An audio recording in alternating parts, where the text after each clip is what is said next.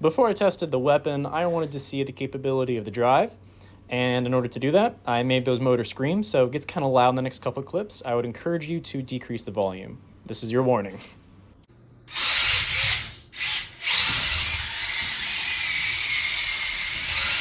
So yeah, it's pretty quick, but I wanted to make sure that it had the pushing power I would need.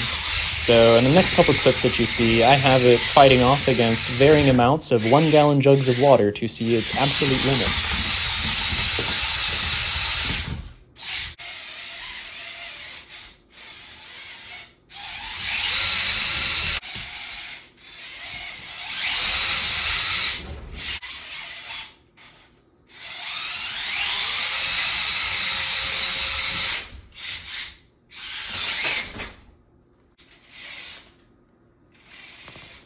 So yeah, we found the limit at around 4 gallons, but to be fair, each gallon does weigh around 8.3 pounds. There's 4 of them, that's a hair over 33 pounds. Granted, it's not pushing all of that weight, it's just some fraction of it, determined by the coefficient of friction, but I don't know that coefficient. I'll let you kind of take these tests as they are and decide what you want.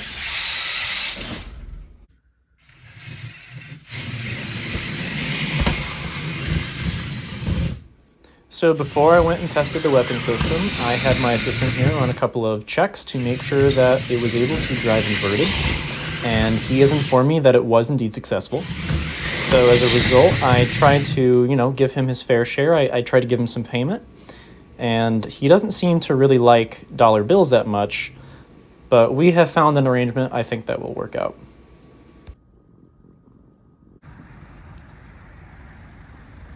And considering that the entire premise of this robot is that the gyroscopic precession of one blade is canceled out by the other due to their counter rotation, I thought that was a pretty important concept to prove that it even works before I began to destroy some stuff.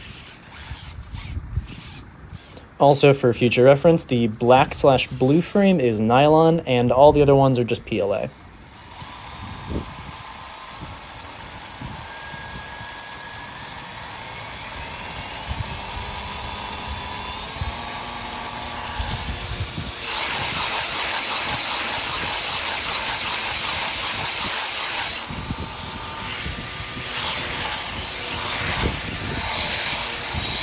And I definitely didn't just hit the pole that my phone's attached to.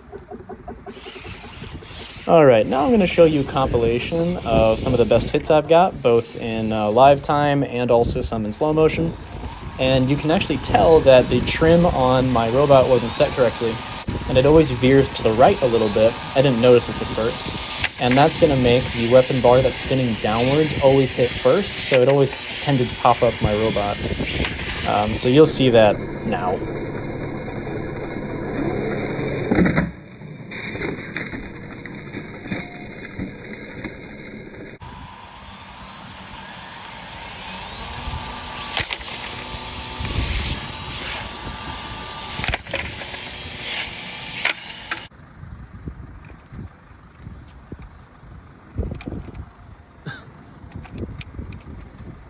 Okay. So far, so good.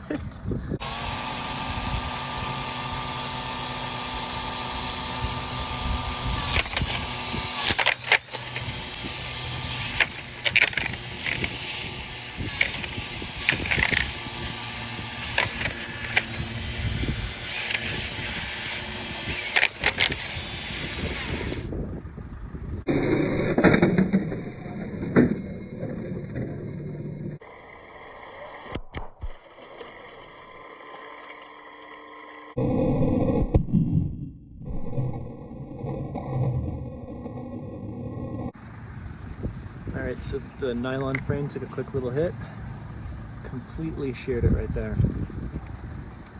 So if I'm going to use this, if I'm going to continue to use this part, I'm probably going to need to change the layer lines the way that it's printed, because it is very weak right there.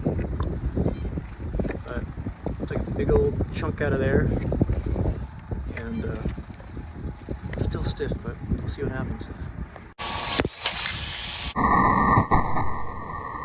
And by destroying some of the frames that I am using, or some older versions of it, I have learned so many of the weaknesses that exist. So I'm very thankful to have done that. And I'm gonna make those a little bit beefier, make them better, change some things. But overall, the design is ready. Obviously not perfect. Like, I don't expect this to be the perfect robot, especially on a version 1. And for version 2, I have so many things that I want to change that will save weight, and actually make it a little bit more dangerous and effective too. So I'm excited for version 2, but I'm excited to see version 1 compete. And hopefully it will be a good report.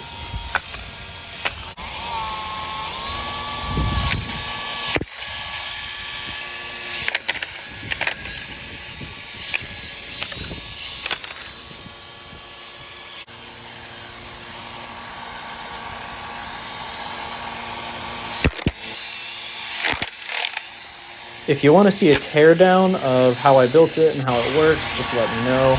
And if you're here for the robot dog content, don't worry, that's coming up next.